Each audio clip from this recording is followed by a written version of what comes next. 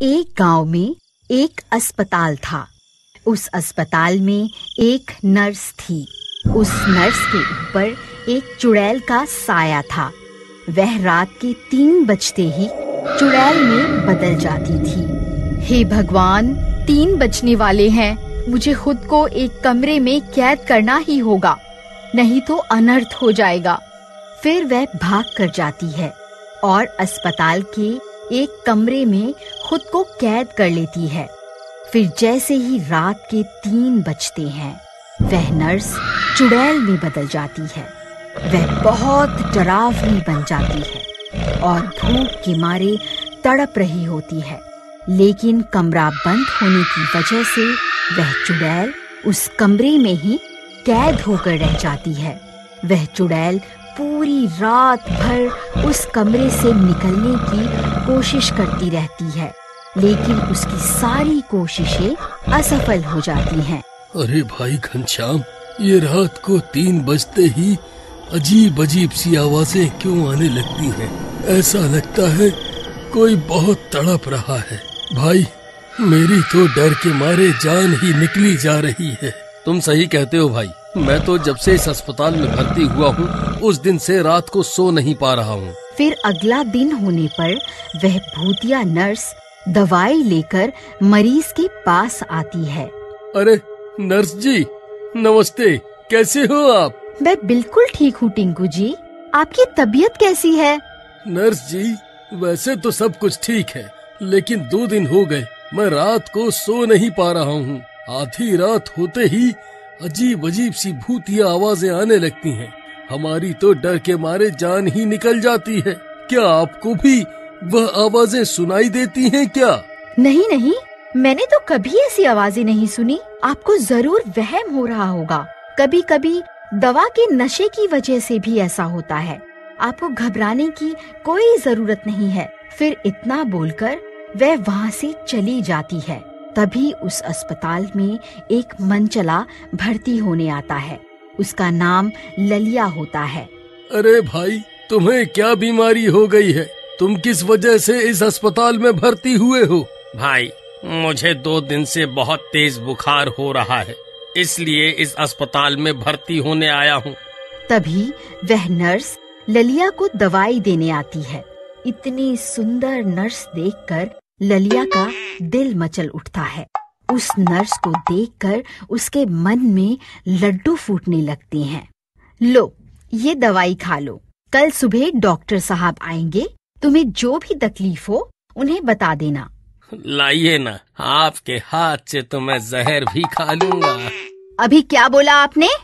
कुछ नहीं, मैं तो ये कह रहा था कि लाइए दवा दे दीजिए, मैं अभी खा लेता हूँ। फिर वह नर्स ललिया को दवाई देकर गुस्से में वहाँ से चली जाती है। अरे भाई घनश्याम, ये नया मरीज तो 1 नंबर का दिल फेंक निकला। नर्स को देखते ही इसका दिल डगमगा गया है। भाई, तुम्हें इस नर्स से ज्यादा बदतमीजी नहीं करनी चाहिए। इसका दिमाग खराब हो गया ना, तो ये तुम्हें जानवरों का टीका लगा देगी। अरे भाई, हम तो अपने गांव के राजा हैं। हमारा दिल जिस पर आ जाता है वह चीज हमारी हो जाती है। फिर रात होने पर, हे भगवान, रात के 3 बजने ही वाले हैं। आज तो वक्त का पता ही नहीं चला। मुझे जल्दी करनी होगी। फिर वह जल्दी जल्दी में जाती है और रोज की तरह खाली पड़े हुए कमरे में घुस जाती है। लेकिन उस दिन जल्दबाजी में वह दरवाजे को ताला मारना भूल जाती है और दरवाजा खुला रह जाता है। फिर जैसे ही रात के 3 बजते हैं, वह नर्स चुड़ैल में बदलने लगती है। कुछ ही देर में वह चुड़ैल बन जाती है।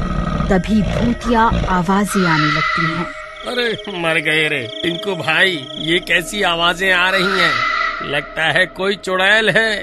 तुम सही कहते हो भाई, हम तो रोज रात को यही आवाजें सुनते हैं। हमारी तो रातों की नींद ही हराम हो गई है। लेकिन तुम डरो मत, ये आवाजें सुबह होते ही अपने आप बंद हो जाएंगी। भाई, तुमने इसकी शिकायत नर्स से क्यों नहीं की? मैं अभी उन्हें इसके बारे में बता कर आता हूँ। अरे भाई, तुम्हारा दिमाग खराब तो नहीं हो गया? उस नर्स के चक्कर में मत पड़ो, कहीं लेने के देने न पड़ जाए। अरे भाई, कुछ नहीं होगा, तुम घबराओ मत, मैं अभी नर्स से मिलकर आता हूँ। फिर ललिया अपने बिस्तर से उठकर नर्स की तलाश में निकल पड़ती। नर्स मैडम, आप कहाँ हैं? नर्स जी, आप कहाँ हैं? देखो, मैं आ गया। मुझे पता है आप ये आवाजें मुझे बुलाने के लिए ही निकाल रही हैं। देखो, मैं समझ गया, अब आपको मुझसे शर्माने की जरूरत नहीं है। अरे कहाँ हो मेरी रानी? देखो, तुम्हारा राजा आ गया। तभी ललिया चलते चलते उस कमरे के पास पहुंच जाता है। फिर जैसे ही उसकी नजर कमरे में पड़ती है, उसकी सिट्टी पिट्टी गुल हो जाती है। सामने एक चुड़ैल बैठी हुई होती है। अरे मर गए रे, ये तो चुड़ैल है। अरे भागो रे, अरे मर गए रे, मैं कहाँ फंस गया? ललिया को देखकर वह चुड़ैल भी चौकन्नी हो जाती है और उसका पीछा करने लगती है। दरवाजा खुला देखकर वह उस कमरे से बाहर निकल जाती है। ललिया सीधा अपने वार्ड की तरफ भागता है। डर के मारे उसकी हालत खराब हो चुकी होती है। वह सीधा भागता हुआ जाता है और अपने बेड के पीछे छुप जाता है। अरे ललिया भाई, क्या हुआ? तुमने ऐसा क्या देख लिया? तुम्हारी तो हालत ही खराब हो गई। अरे टिंकू भाई, वह नर्स तो चुड़ैल निकली। जल्दी जाओ और दरवाजा बंद करो, नहीं तो वह चुड़ैल यहाँ आ जाएगी। वो किसी को जिंदा नहीं छोड़ेगी। जल्दी दरवाजा अंदर से बंद कर लो। फिर टिंकू भागता हुआ जाता है और दरवाजा अंदर से बंद कर लेता है। तभी वह चुड़ैल वहाँ पहुँच जाती है। मैं तुम तीनों को नहीं छोड़ूंगी। मैं बहुत समय से भूखी हूँ। ये नर्स रोज मुझे उस कमरे में कैद कर देती थी, जिसकी वजह से मैं शिकार भी नहीं कर पा रही थी। लेकिन आज मैं आजाद हो गई हूँ। जल्दी दरवाजा खोल दे, आज मैं तुम्हें कच्चा खाऊंगी और अपनी भूख मिटाऊंगी। हे भगवान, ये हम कहाँ फंस गए? घनश्याम भाई, ये सब इस आशिक ललिया की वजह से हुआ है। इसे बहुत शौक चढ़ा था ना उस नर्स से आशिकी करने का। अब ले ले मजे। खुद तो बेड के पीछे जाकर छुप गया है, अब बाहर क्यों नहीं निकलता? देख, तेरी प्रेमिका तुझसे मिलने आई है। टिंकू भाई, मुझे माफ कर दो। सुंदर स्त्री देखकर मेरा मन फिसल गया था। मुझे क्या पता था ये चुड़ैल निकलेगी। अरे मर गया रे, भगवान हमारी रक्षा करो। मुझे लगता है तू ऐसे दरवाजा नहीं खोलेगा। रुक, तुझे अभी बताती हूँ।